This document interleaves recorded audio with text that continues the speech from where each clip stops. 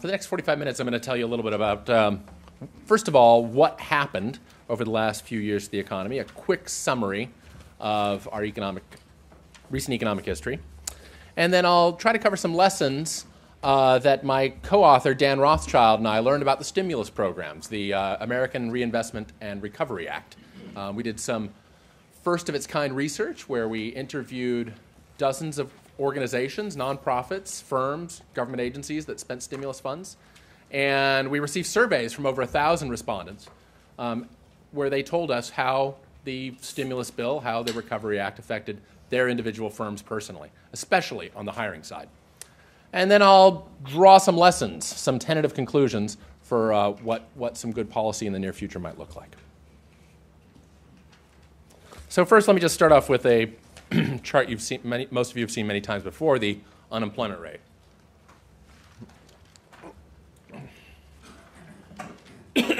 Now, the unemployment rate is a terrible measure of an economy's health, but similarly, so is any other single measure of anybody's health.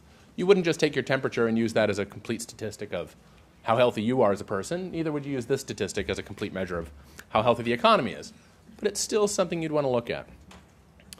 So those gray bars there you see on the chart are dates selected by a committee at the National Bureau of Economic Research for deciding when we're in a recession. Gray bars are periods when the Business Cycle Dating Committee of the NBER says we're in a recession. And you can see that the unemployment rate just clearly spikes during those times. There are a lot of other measures of economic activity, interest rates, money supply, economic output growth, investment. They kind of move pretty carefully, move somewhat with those gray bars. They spike up or they spike down at that. But the unemployment rate really has some kind of magical relationship with that, doesn't it? I mean, you can really tell when a recession is just by looking at the unemployment rate. So, as you know, part of the reason it's an incomplete measure is that you only count as unemployed if you're both out of work and actively looking for work. So the government calls people on the phone and asks them, are you out of work? Yes. Have you actively looked for work in, say, the last 4 weeks? The answer, yes, then you count as unemployed. If you've given up looking, you don't count as unemployed. You count as out of the labor force. So, one way for an unemployment rate to decline is for people to stop looking. Most of the decline we've seen since the recession has ended occurred for just that reason. People who've given up on looking for work. So another thing to look at this that we can tell from this measure that might not be totally obvious at first, but let me use some very fancy statistics here, very fancy statistical methods.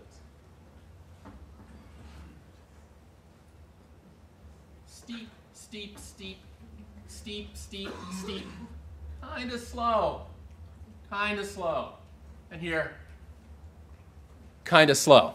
So 3 times in a row now, for the last 3 recessions, the unemployment rate has fallen at a much slower rate than usual. This is something that fancy statistical methods seem to show, but you should be able to see it with your own eyeballs right there, that the unemployment rate for the last 3 recessions, after the last 3 recessions, has kind of glided down at a slower path than it used to.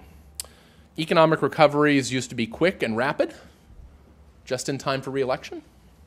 You can see the severest post-World War II recession, pretty obvious in the data there, is right after the 1981-82 recession. The economists call it the Volcker recession. Non-economists often call it the Reagan recession. Volcker was the head of the Federal Reserve at the time. You can see how the unemployment rate just spiked up. Most of us think that it was mostly due to the Federal Reserve tightening money supply to slow down inflation. Some people emphasize that there were bad shocks to the oil supply that made the recession worse. But either way, you had a big bad shock, spiked up unemployment rate. But look, within about a year and a half, the unemployment rate fell 1, 2, well over 3%. Clearly nothing like that has happened in the last 3 recessions. We have not seen those kinds of recoveries at all.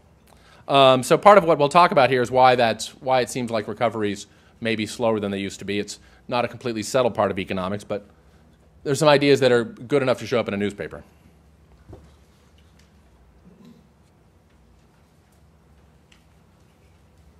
So the unemployment rate measure has its imperfections because why? Because it doesn't include people who are it only includes people who are actively looking for work.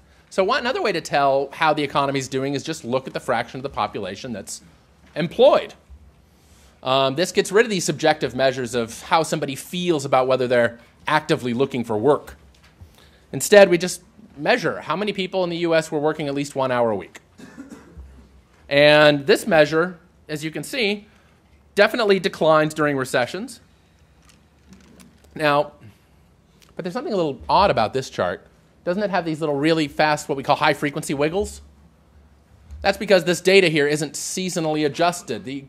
Your government massages all the data that you see, or most of the data that you see, to take out the fact that the United States economy, like every rich economy, has a recession every year when the unemployment rate drops by about as much as in some recessions sometimes.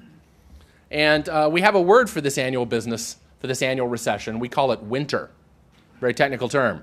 So if you just look at these non-seasonally adjusted numbers, the numbers haven't been massaged, what you find is that the percentage of people employed drops by about 1.5%, maybe 1%. Especially in the old days, it was more like 1.5%. In January, February, March, then the economy starts ramping up through the rest of the year, and November, December, pretty good months, and then we go into a recession. Those wiggles used to be a lot bigger in the old days. Your eyeball can tell you that, right? Those wiggles were huge. They were maybe at least 1.5% per year. And they slowly got smaller, and in the 90s and 2000s, they're quite small, maybe less than 1% per year. And you might be able to guess what it is that's changed in the economy that means that we have these wiggles that aren't as big from within the year. We don't have these winter recessions that are nearly as big as we used to. And part of that is that we're less of a farm economy, so farm and farm-related industries aren't huge employers January, February, March. And probably more importantly, factories. A lot of factories would shut down in the winter.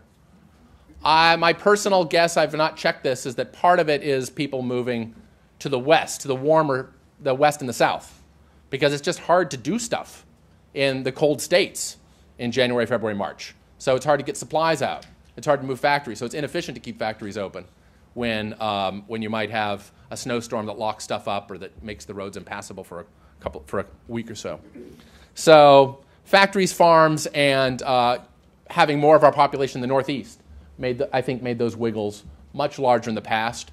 The rise of the Sun Belt and the rise of the Dilbert economy, the rise of office jobs are reasons why we have the wiggles matter less. So both of those are themes that will come up toward the end. The rise of the office economy and how that's changed, and the decline of manufacturing, how that's changed the way the job market works.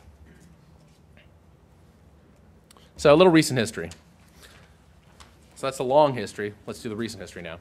So first we had, in 2008, we know that Lehman defaulted. Lehman went into bankruptcy. And there was a lot of things that happened up here on the Hill then. And then the Troubled Asset Relief Program was enacted. Congress took strong action, strong aggressive action to fix the economy, action that Chairman Bernanke and Secretary Paulson both pushed for strongly. And then after they did these things, the stock market rallied 30%, and we all remember the post-TARP rally. Oh, no, wait, that actually didn't happen. I mean, I kind of expect that to be in the history books, right? The government does the big aggressive thing, and then the stock market's like, oh, wow, they did the right thing finally. And so the post-TARP rally will be commemorated for generations to come. Celebrated annually on Wall Street. So the stock market collapse happened after the big aggressive government action. This is actually the opposite of the Great Depression. So if you're looking for some kind of grand theory of recessions and booms and busts and how they work, and well, you're not going to. I have that, but it's not going to fit into this 45-minute talk.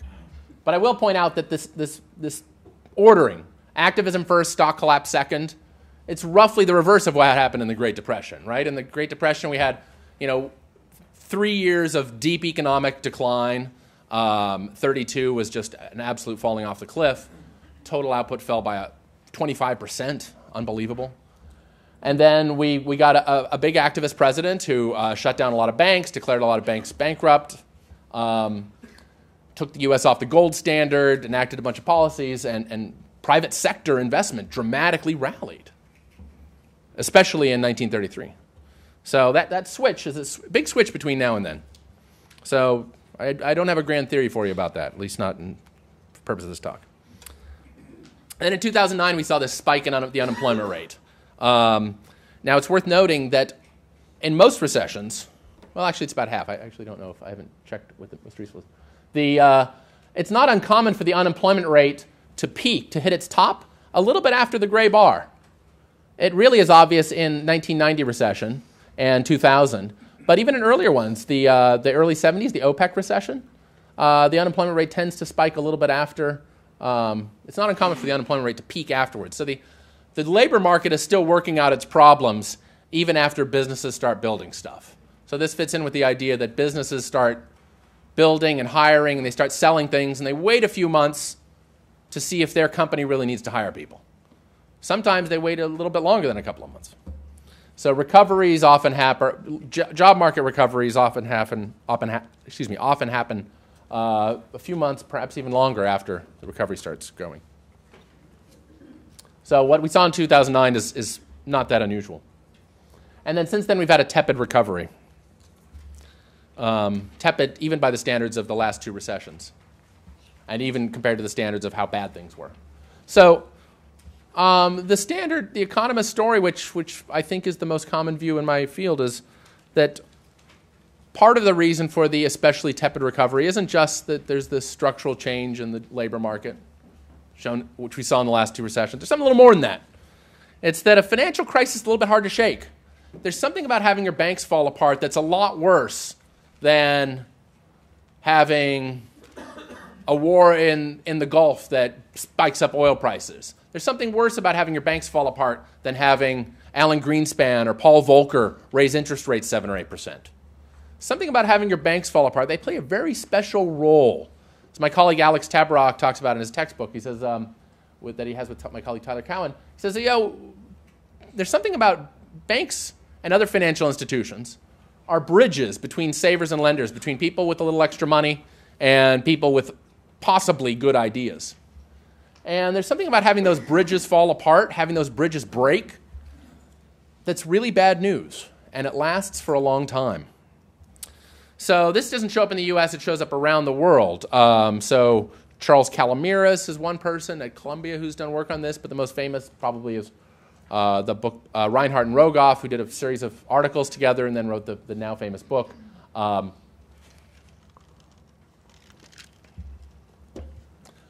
This time is different.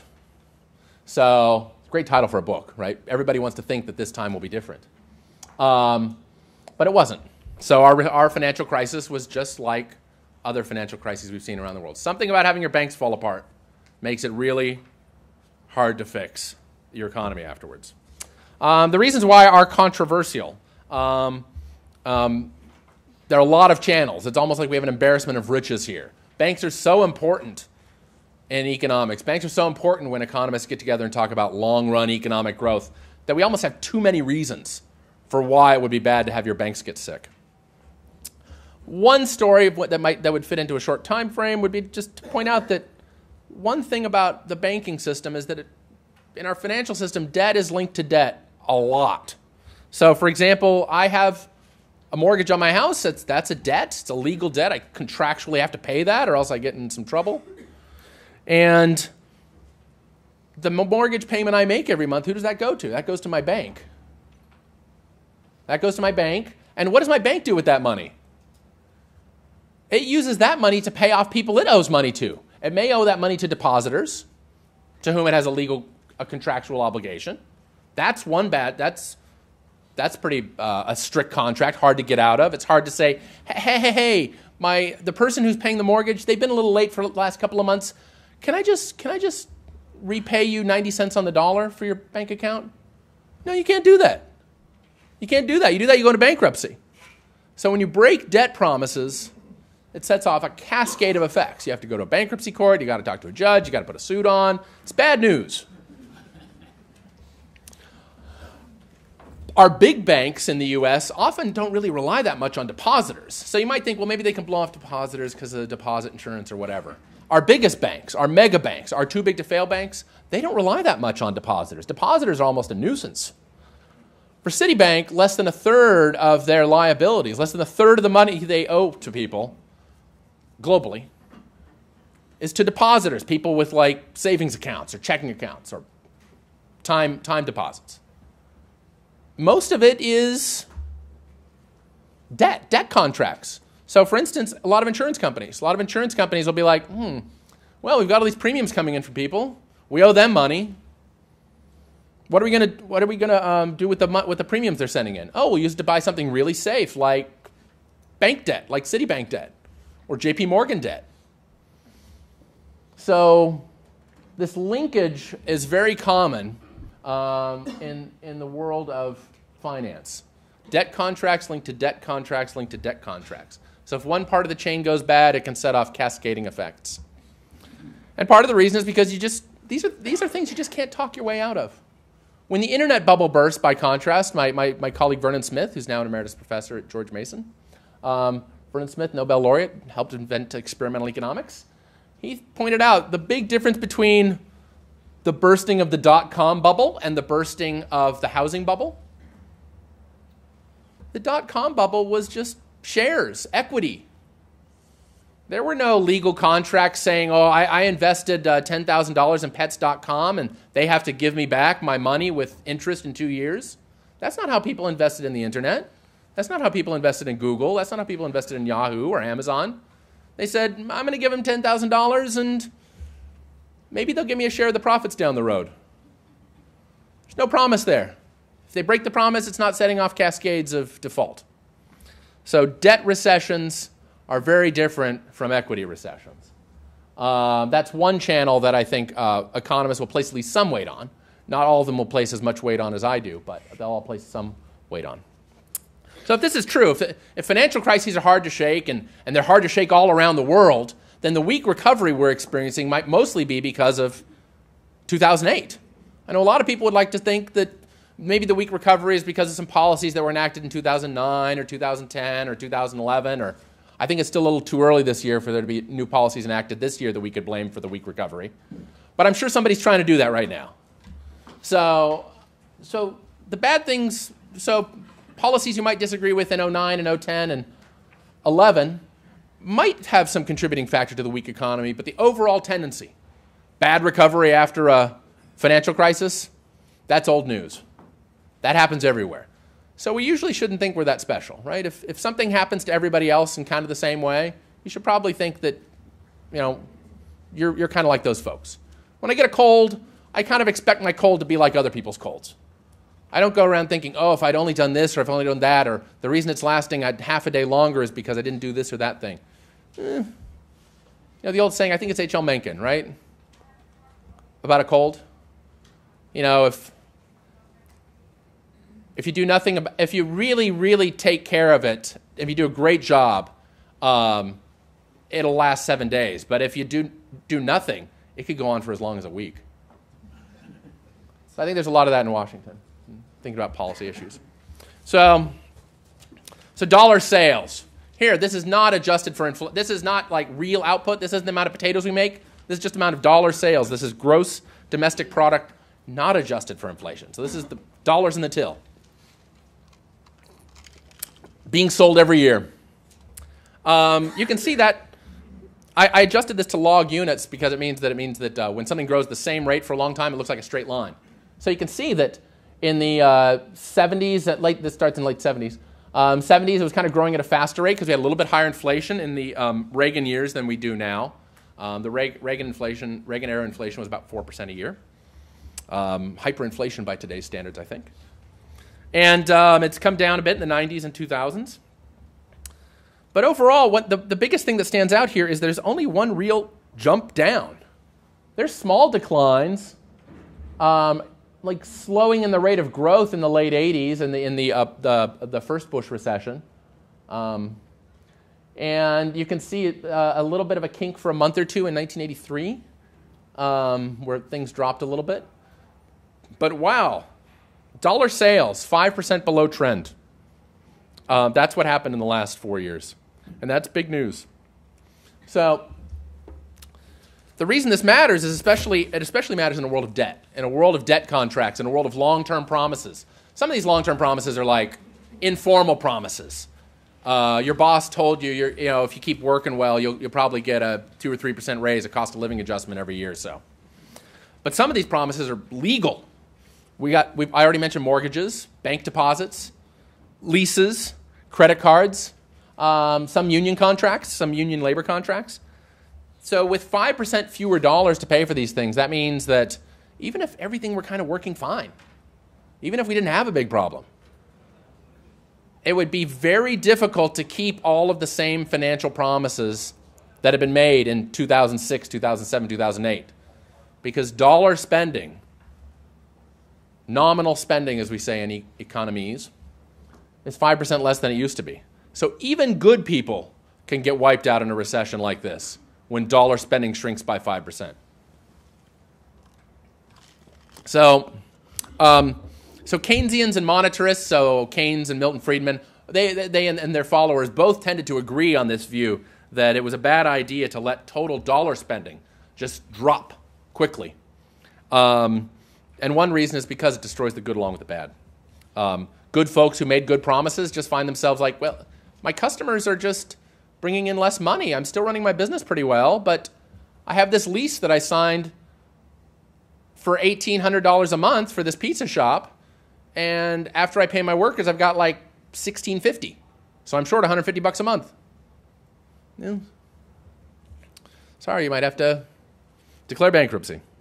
So one lesson is to at least get dollar spending back up to its old trend line. It might not. There's some controversy about whether you'd want to go all the way up or part of the way up, but you should at least keep in mind that when dollar spending drops well below its trend, when it has a big shift like that, some good businesses are going to get wiped out. There's going to be some, as they say in some parts of the government, collateral damage. So keep that in mind. So traditionally, economists think that it's the Federal Reserve's job to make sure that total spending doesn't fall like that. In the Great Depression, total dollar spending fell by a third. A third? Unbelievable. So 5%, not so much. I can't complain that much about 5%, right? Compared to a third, 33%. I'm not going to complain too much. But it still means there'll be some collateral damage. So it's worth keeping that in mind. So Scott Sumner is the most famous economist for making this view widely known among economists. It's something that we believed before the crisis came along. Something about the financial crisis made a lot of economists forget the things we taught ourselves in the 80s and 90s. But Scott Sumner of Bentley College done a great job popularizing this view and reminding us that there's going to be a lot of collateral damage when you let dollar spending just drop 5%. And he reminds people it's the Fed's job to fix this. And he argues that they could do it quite easily if they wanted to. I tend to think it would be a little bit harder, a little bit riskier in particular, a little bit riskier than he thinks. But it's certainly something worth keeping in mind. So he was featured twice in the Economist magazine. I believe it's the most recent issue. So and a great speaker. You can see a lot of his videos on the web. He runs a fantastic blog that's received attention in the New York Times and elsewhere. So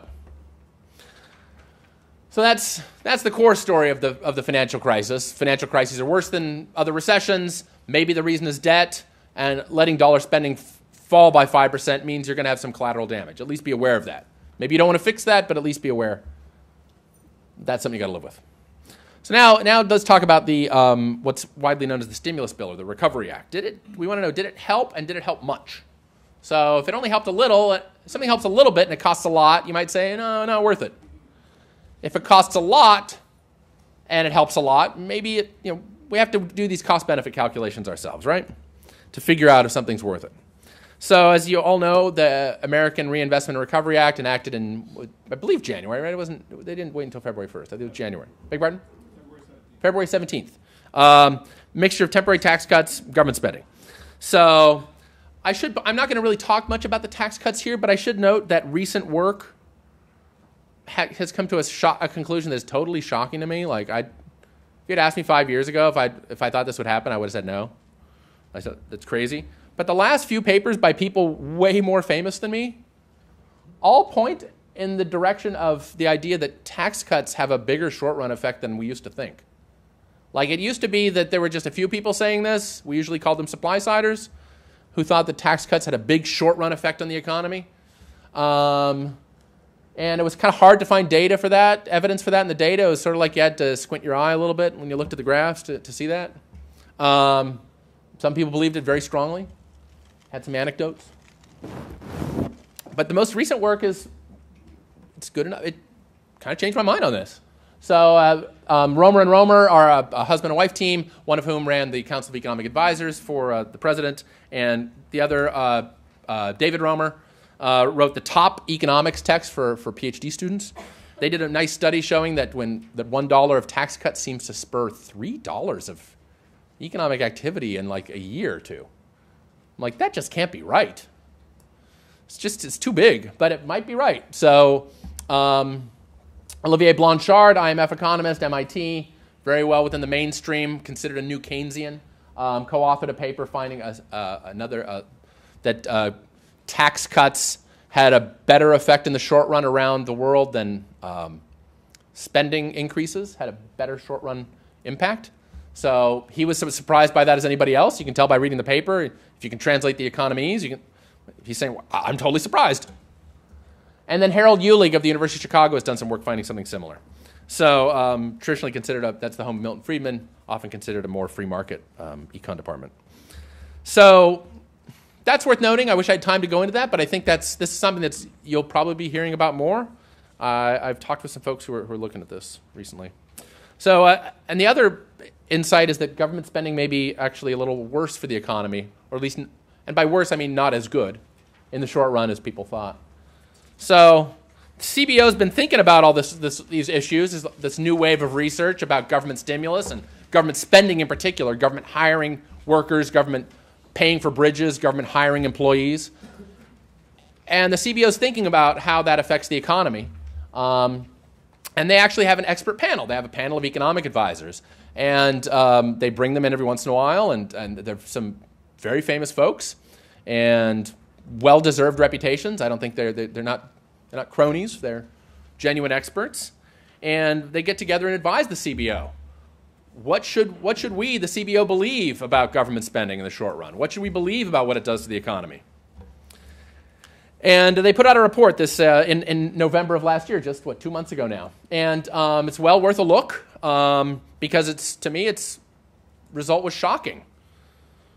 The normal view that came out of CBO for many years was that $1 of government spending led to more than $1 of economic activity overall. It boosted the economy by more than $1.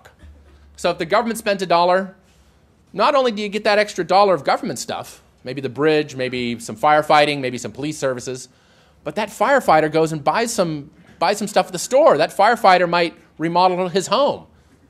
They might spend some money in the private sector, and that's a plus. So that was the traditional view, and it still is the average view of the CBO. The CBO gives they do the smart thing. They don't just say, like, here's what we're sure happens. It's ridiculous to make forecasts like that. They say, here's what we think is likely to happen on average, and here's our optimistic estimate, and here's our pessimistic estimate. We would be better people if we could say that honestly. In politics, it's often difficult to say that, but the CBO does that. Well, if things turn out bad, here's how they might look, and if things turn out really good, here's how they might look. Confidence intervals. So the CBO does that. And what they did is they shaded down that confidence interval. On the bottom end, their worst case scenario is worse than it used to be. So now their view is that $1 of stimulus will, in the worst case scenario, only grow the economy by 50 cents. What that means is that some of the time, the government wants to get some good workers, and it has to get those and they have to get those workers from somewhere. Where do they have to get those workers from? They might have to get them from the private sector. Sometimes the best person for the job already has one. So it's totally possible, according to the CBO now, that when government spending grows through the stimulus, private spending shrinks. So that means there's a trade-off to be considered, trade-offs to be weighed. Keynes's view was quite optimistic. It was quite hopeful. Like, he thought, as I have that line there, he thought maybe when the government gets out there in the short run, especially in a depression, especially in a deep recession, the government could just hire a bunch of workers who don't have jobs, find a bunch of unemployed people, and they won't have to hire that many people who already have jobs. The government goes and hires folks, or the government gives money to people to spend, and they'll mostly hire the unemployed. But the recent work indicates that that might happen sometimes. It might happen now and again. Maybe it happens a lot.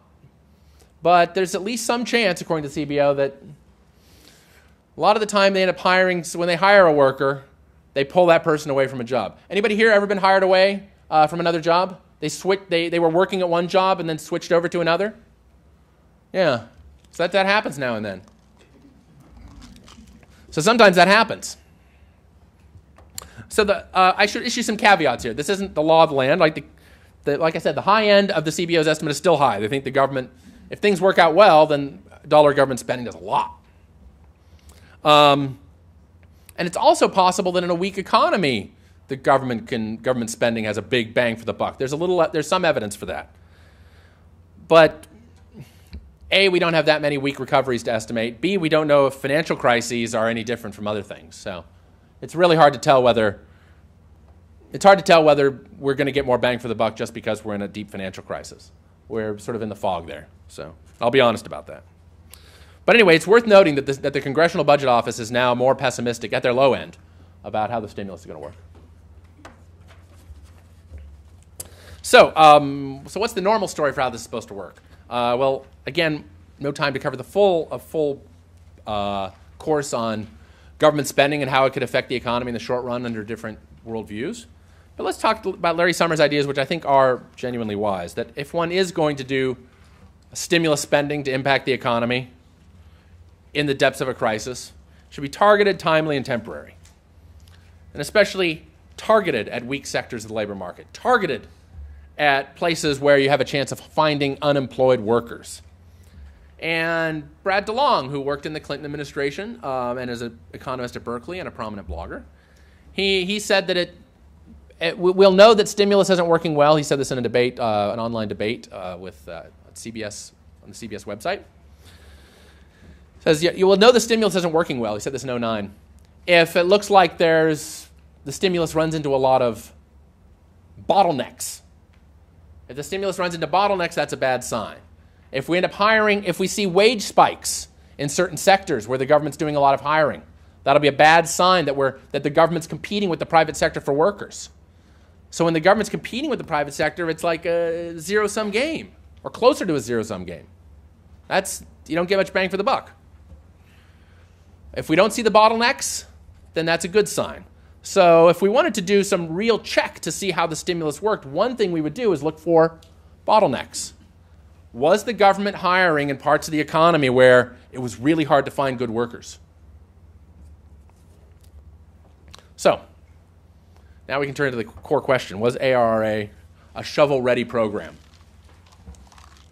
So first I'll give you the facts. I'll try to summarize first, and I'll tell you how I got the answers.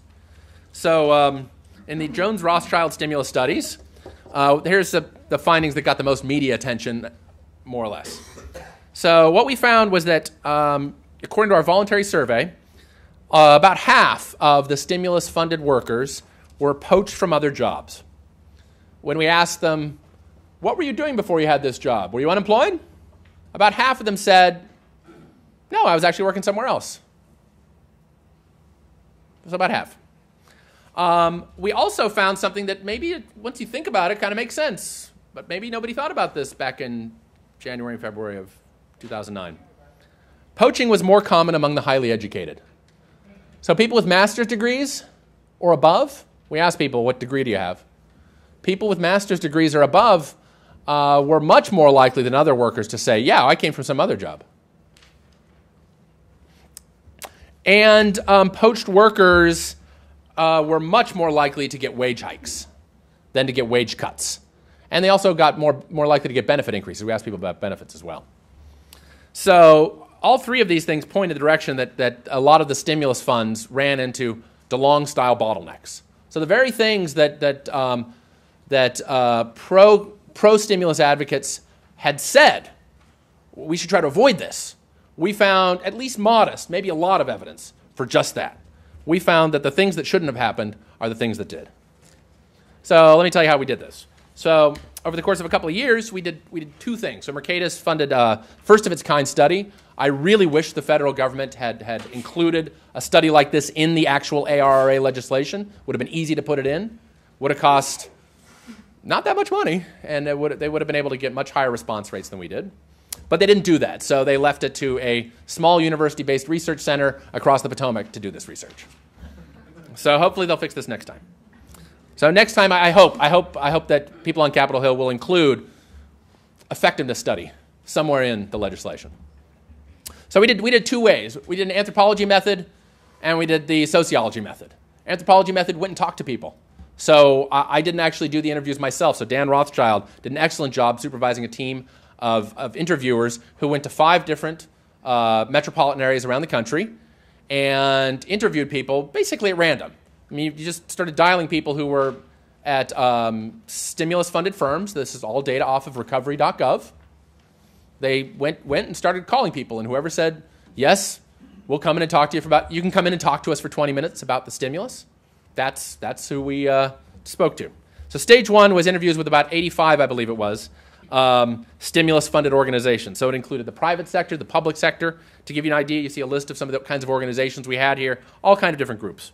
And then in stage 2, we did mail-in surveys. We sent out survey. We again went to recovery.gov, took a random sample of stimulus recipients, weighted by dollar values. So we didn't want to have an oversampling of a lot of these folks getting $100,000 or $200,000 grants. We wanted to get where the money was.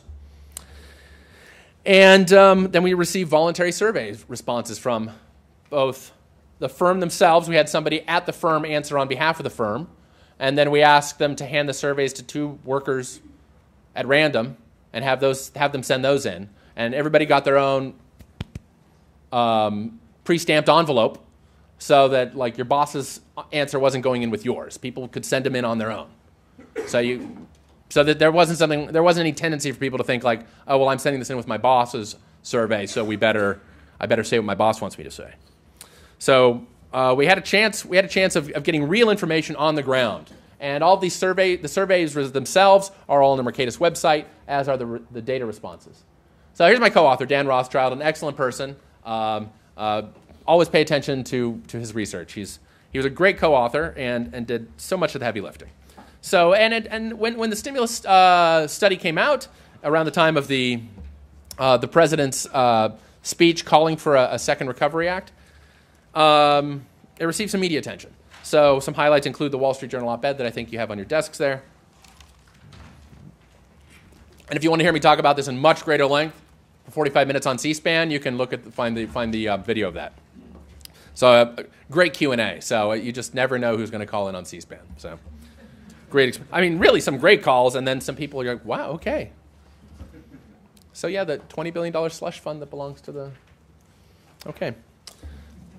So here's the graph that got the most attention. Where did workers come from at ARRA organizations? I did some fancier statistics to check this out, but this is the result. This is just, here's what they told us. Of the people who responded to us, 46% said they had switched jobs. There's those small little pieces of the pie that said they were either in school or out of the labor force, or they just left it blank. And then only 40% considered themselves unemployed. So regardless of whether you add those 3 and the 4% in of the people in school, I mean, it kind of splits to half and half. I don't. As a macroeconomist, we round numbers a lot, so we round to the nearest billion all the time. I'm sure you guys do the same thing, right? So if you want to call that half and half, that's about what you'd think about it. So who gets poached? Who are these people who are job switchers? Well, the educated. If I just split it into people with graduate degrees versus people with high school degrees, there was literally nobody in our sample who had less than a high school degree. So maybe the government and its contractors don't tend to hire that many less skilled people. I think that's part of it. But among people with graduate degrees, 63% switched over from some other job. So if you're trying to get the most bang for the buck from a short-run spending program, whether it's a defense program or road building, when you're hiring those engineering firms, this came up in our interviews. When we talked to engineering firms, they were pretty likely to be like, actually, no, we didn't hire anybody. We worked with the people we had. Or we had to hire a couple people and they were at some other company. Those people with the graduate degrees are pretty unlikely to come from unemployment. The same number of dollars are chasing the same number of workers. So when you think about spending on doctors, there just aren't a lot of MDs sitting at home watching daytime television, waiting for a job, sending out, checking things on monster.com to look for jobs. They just aren't. This is the standard fact of labor economics. Unemployment rates low among the well-educated. If you lose a job and you're well-educated, you're going to be looking for a long time for a good match. But the unemployment rates are much lower among the well-educated, so that's one reason to get a good education, of course. So in our survey, it shows up clearly among the highly educated, right? So it probably, this is just my based on what I know about how labor markets work, probably applies to other skilled but low education fields. So if I come from a family of pipe fitters, so when the market's working pretty well, it's, a lot of the good pipe fitters are already working. So in craft professions, lab techs, electricians, it might be a little hard to just replace one person with another, with somebody off the unemployment lines. Okay, so, and here's a question that came up a lot in the web debates when non-economists thought about this. I actually can't point to a single economist blogger or economist journalist, actual PhD economist, who griped about this claim.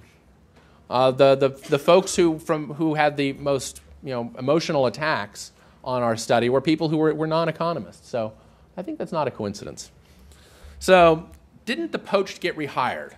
If somebody loses their job, if somebody gets moved from some other job, one job to another one, doesn't the other company just replace that person?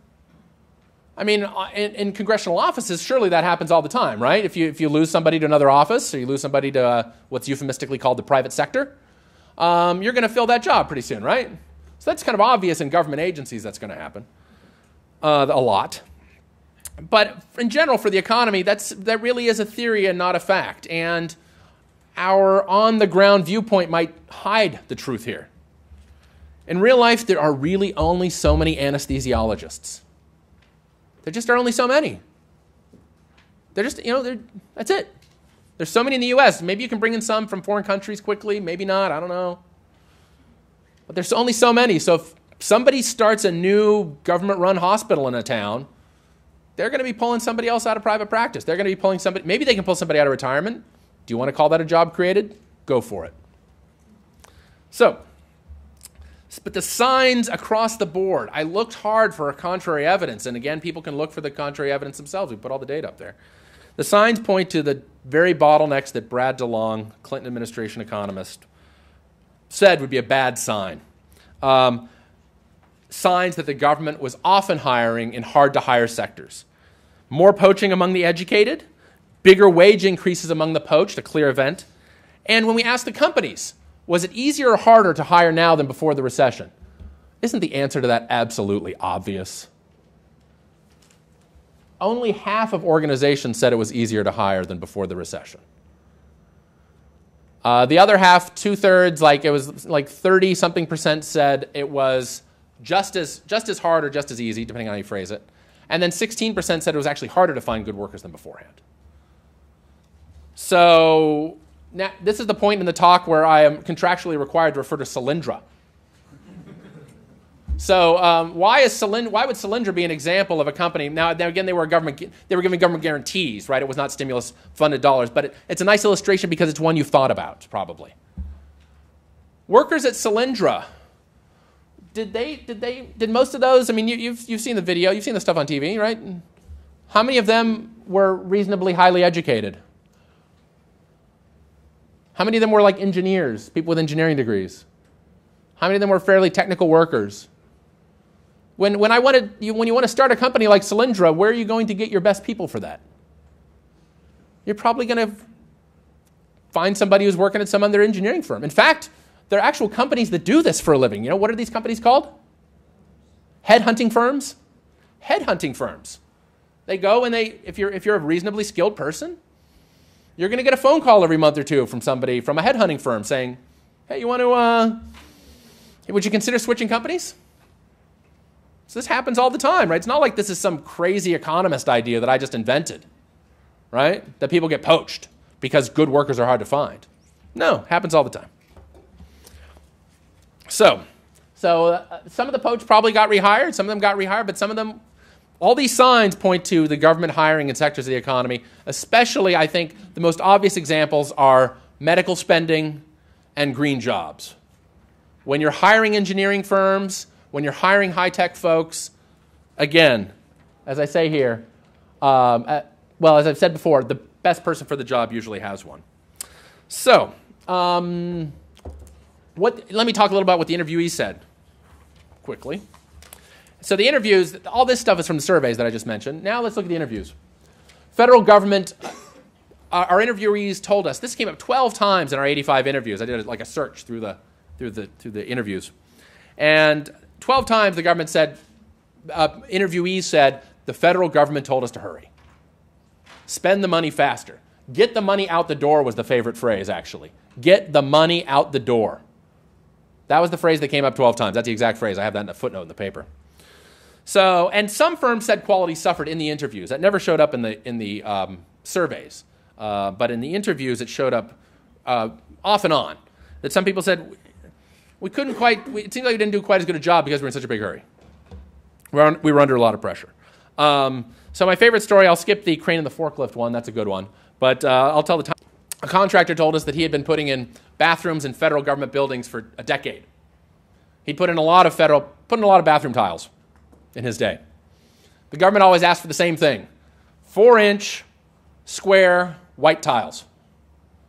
Okay, and he started working on this government contract, getting ready to put in new bathroom tiles for a new building. And he got a call. I believe would be from GSA. I could be wrong on the exact agency, but let's say it was GSA, General Services Administration. Anyway, they came to him. The federal government came to him and said, "Actually, we're going to change the spec here. Instead of using 4-inch tiles, I want you to use 4 little 1-inch tiles that are colored. Okay, so that's what we want you to do now."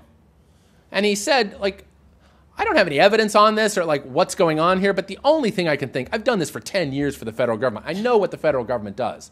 They just wanted to spend the money. So now that's not as bad as just digging a ditch and refilling it, right? The federal government gets a slightly better bathroom, right?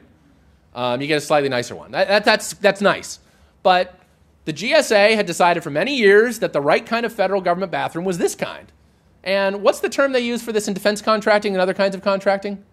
When they make a contract a little bit nicer to make sure they spend all the money? Gold plating? This was a little bit of gold plating. Colored tiling doesn't sound quite as good, but I like tiny tiling. So the government did a little tiny tiling here. Apparently, I can't prove what their reason was, but we saw the on-the-ground evidence that these folks wanted to get the money out the door. We also saw some more evidence there was more red tape than usual. A lot of people said that. It shows up in the interview paper. So the lesson of all of this, one lesson I'd like to drive home to you about what the stimulus tells us about the rest of the economy, is that we now live in an expertise economy. Workers are not just blobs of goo that are interchangeable. There's some of us who do that. I mean, a lot of my summer jobs I had when I was in college were kind of like that. You do some typing, do a little filing. My brother was a laborer for a laborers union for a summer, just moving bricks around and stuff. Some of us can do these interchangeable jobs. They're generally quite low paid.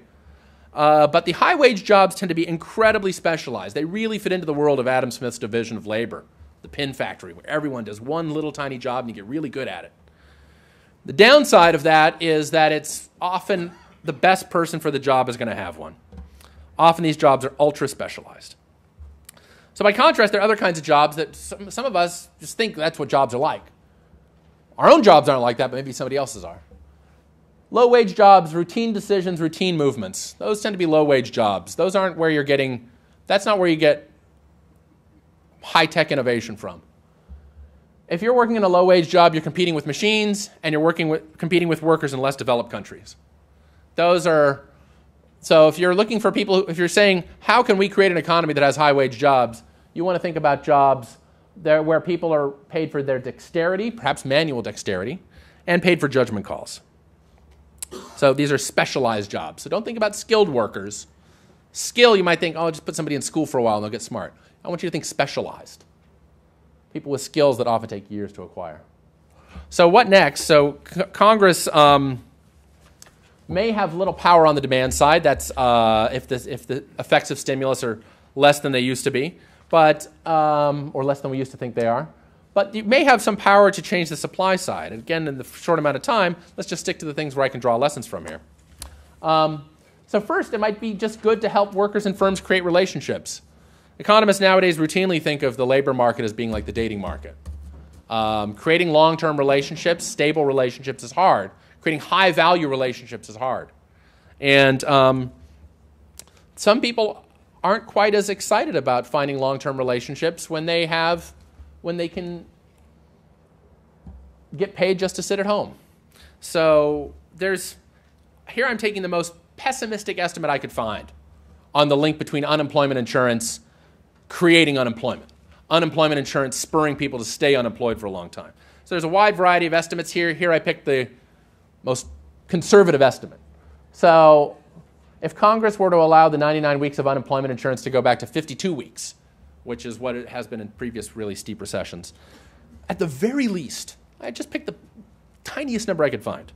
100,000 jobs, maybe many more.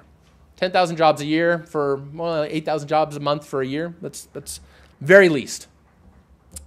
Another possibility that would make firms and workers create relationships with each other a little more easily would be to consider deferring the Affordable Care Act's penalties for firms that don't insure their workers. Some firms are going to be terrified of paying an extra couple of $1,000s as a fine if they don't insure their workers. Pay this extra tax if they don't insure their workers is it 2014 now? I believe it's 2014. So that's coming up on us.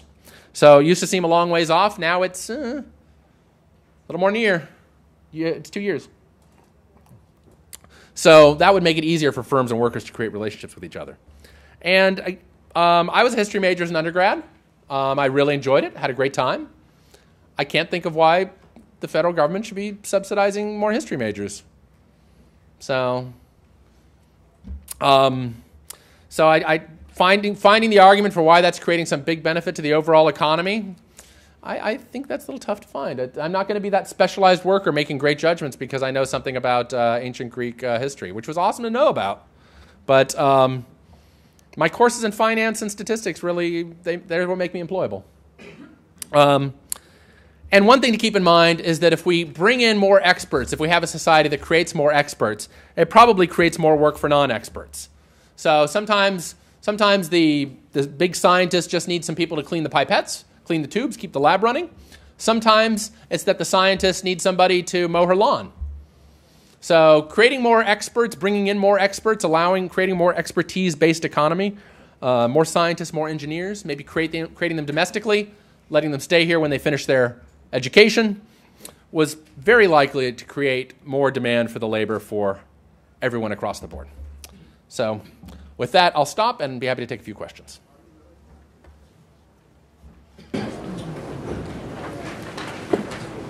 Today we do not have a microphone, so raise your hand and speak real loudly, please. I'll be repeating questions. Yes, please. You said there are more jobs poach in the high-tech, more educated areas Yes. than in the lower educated areas. Do you think we could have done better with stimulus if we understood what the WPA did and how, broom pushers and people who were cleaning floors? Do you think it would have been more effective that way? So the question was whether if we would have been able to create more jobs and more valuable jobs if the government had just hired very low-skilled people doing the kinds of things that occurred in the Great Depression, WPA-type work, building roads, building trails. That seems right if there are valuable projects to do. That's the thing, is does our government, this is something that the economist Robert Shiller of Yale said, he says, I believe it could have been Akerlof. Anyway, so some economists have pointed out that there should just be a small government office that just keeps track of a lot of things that would be worth doing in an emergency. If we get hit by a recession in the next year, here's a bunch of things that would be worth doing. And condition on that, if you made that list, it should be something that focuses on these very low-skilled jobs. Jobs where you might imagine the government actually being able to get good people on short notice, getting pretty close to the Keynesian free lunch. The question is, in our world now, you don't build bridges with very low-skilled workers. It's very high-tech work with a lot of capital, a lot of machines, a lot of equipment. There's an old story that economists tell each other. I've learned since that it's basically a legend. It's just an urban myth. It's an urban legend. But it's too good not to tell. So Milton Friedman, the excellent free market economist, was traveling in India. And he was on a tour with some government agencies. They were showing him how great their development program was. And they showed him how they were building a dam. And they were digging out the areas that they needed to by having men use shovels. They were using shovels to pull out the dirt. And Friedman asked them, why aren't you using bulldozers? And he said, well, that wouldn't create as much work. And Friedman says, oh, then you're doing it all wrong. If you really wanted to create as many jobs as possible, you'd give them spoons. So that's the question here, is right? Once we decide to start using an inefficient method, how far down that road is it smart to go? And it's something I can't answer here. But at the very least, if the government had a bunch of, if we knew that we needed a lot of broom pushing, that'd be the way to go, because you'd have almost no chance of hiring people who already have a job. That said, I think you could, look at how long did it take to reseed the mall, right? This is one of the things that was in the stimulus bill, right? Reseeding the National Mall. How long did that take? Our interview, not that long. Our interviewees told us this a lot, which is they said, well, we got all our plans together. We were going to, at this public housing project, we reinstalled, I believe, they remodeled all the bathrooms. I believe it was all, partially new fixtures, probably sinks and toilets. But they remodeled about half the new fixtures in these bathrooms at a government project. And they said, we spent all this months planning for it and everything, and it just took like 2 weeks to put it in. That's what it took. So a lot of the things we think of as labor intensive, just fast. So it's a different economy. It's a little bit hard to think about how little work a lot of stuff takes. So, yeah. I just had a question. There was a practice that some firms conducted as far as not hiring. Reason for not hiring someone who's been laid off was that the person that got laid off was undesirable or wasn't productive. Mm-hmm. Period. And my question to you is, what could be done to alleviate that fear from the firms as far as not hiring someone who's been laid off, given the concern that they're not productive? That is a great question, right? This is what economists cruelly refer to as a lemons problem, right? When you see unemployed workers, you think, we know that in practice, when it comes time to do layoffs, when companies can, who do they lay off? Do they lay off their best people first? No, they lay off the worst people first. And so people are naturally suspicious of hiring new people, of hiring the unemployed. And the longer you're unemployed, the more of a lemon you look like. So it's very difficult to solve that problem. The right way to solve it is to give people a way to prove that they aren't the lemons. The problem is, what if they are the lemons? Right? Do we want to change? We can't change reality. We can't change that on average those people are the lemons. But finding better ways for people to signal their competence through, say, certificate programs or coursework at a community college, things where they can prove to somebody, actually I have some skills. That's really the kind of stuff you want. You want people to be able to provide public signals of their quality. In the U.S., I tend to think of community colleges as being the best at that. They're the people who actually care about giving people jobs. Schools of higher education, Ivy League schools, they don't think about the employment side that much, right? It's outside of the business school. Also, community colleges are more accessible as well. They're accessible to everyone, right? Everyone knows that they can find one down the street. And the people who work there are very attuned to the employment needs of their local population. So, anyone else? I suppose I'll ask one quick question.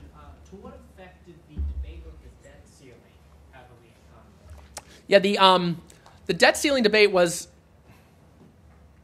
it roiled the markets. And I think part of the reason it roiled the markets is because it showed them we are a normal country. We're a country that bickers about things and that plays games of brinksmanship with our own credit rating. And it made us look just a little bit more like Greece. Financial markets like it when elites hammer. Let me mix my metaphors here. They like it when elites hammer out their problems behind closed doors. Financial markets like it. Financial markets dislike it when people air their dirty laundry in public. So the debt debate was all about airing your dirty laundry in public and showing people we do not have this together. So I know that like elite deals made in smoky back rooms have a bad reputation in politics, but I think they have a good reputation in financial markets. It's too bad we don't live in a world where that can happen anymore. There's been a lot of talk about austerity and spending cuts. Yep. I haven't seen much of it yet, but if we did, what are your thoughts about the impact on the macroeconomy in the short term and the long term? And it could be negative in the short term, it would be worth it in the long term? Well, back in the Clinton years, new Keynesian economists tended to think they were open to the idea that austerity, especially if you phase it in a little bit, would be really good news for investment, really good news for private sector investment. This term is, the jargon this goes by is, if you want to Google it, expansionary fiscal contractions. That the government can cut spending and that revives the animal spirits of the private sector. It makes people realize that good workers, good firms are going to be available to do private sector work. So I don't know if it works out exactly that way. I don't know if it's that great. But the evidence suggests that austerity is not as bad in the short run as the pessimists say. Certainly not. So it's Alberto Alesina of Harvard has done the best work for this. He wrote a piece for the Mercatus Center summing it up. But then when you look around the world, countries that have tightened up quickly, countries that have gotten their act together and said, we're going to cut spending, we're going to do it credibly, we're going to phase it in over a couple of years, those economies, they may not have a boom immediately, but they do not have the depression that a lot of economists would predict. And their medium-term prospects, if you're willing to wait 3 years, you're in the black. You're doing fine. So austerity may impose a short-run cost that's real, but it's not as big as people used to think. That's certainly true. I think everybody agrees with that, or most people agree with that. I can't say everybody. And that's Alesina's view, Alesina. He's probably been up here on the Hill a couple times to talk about this. Yes, please. You get a lot of sympathy in policy terms for manufacturing, particularly. Mm-hmm. What you seem to be saying is that the economy changed in a way that makes boosting manufacturing less of a stimulative thing than in the past. Yeah, jobs for robots. Would this imply that, frankly, a great stimulus would be, say, the government suddenly gives out gift cards to McDonald's and to Target, given retail and restaurant unemployment? I mean, that's where low-wage jobs are, or low-skill jobs are, right? You would certainly. I mean, the thing is that you're creating a temporary little shift, right? You create a temporary shift towards, say, McDonald's, which is quite labor-intensive, just for the period of the cards being there. With Target, keep in mind that most of their stuff they're buying is imported, and that's a lot of the value. So and also keep in mind. So those are two reasons to think the effect won't be that big. Okay, let's talk big. Let's talk $100 billion. $100 billion of this. Normal economics says you dump $100 billion on people, they spend about 30% of that in the short run, and they save the rest. That seems to be our best back-of-the-envelope estimate. They use it to repay debt. You might think, yeah, but a gift card, they have to spend that. How many people here have ever sold a gift card to somebody else? Okay. And I actually went to Target, and they gave me a gift card. I was exchanging a gift just yesterday. And I actually forgot to pull out the gift card.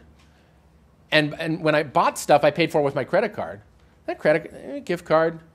Right, the gift card, it's easy to use that to crowd out other spending. It's easy to say, well, I'm going to go buy my groceries this week at the Target that I would have bought otherwise. So there's spending shifting that might not even show up at all in the data. So it's tough to make people buy stuff. It's the cash for clunkers problem bar. Yes, it is, exactly. Yeah. And especially because money is fungible. It's hard until you've thought about it a couple of times, even until you've thought about your own experience. You don't realize money's really fungible. If they give me a Target gift card, that just means I do this week's grocery shopping at Target instead of at Giant. I mean, that's what I did yesterday. I thought I was going to go get an Xbox Connect game, and I ended up doing my grocery shopping. I was like, wow, their meats and cheeses are really good here. I didn't expect that at my Target. So, anybody else? I know it's getting a little late. All right, well, thank you very much.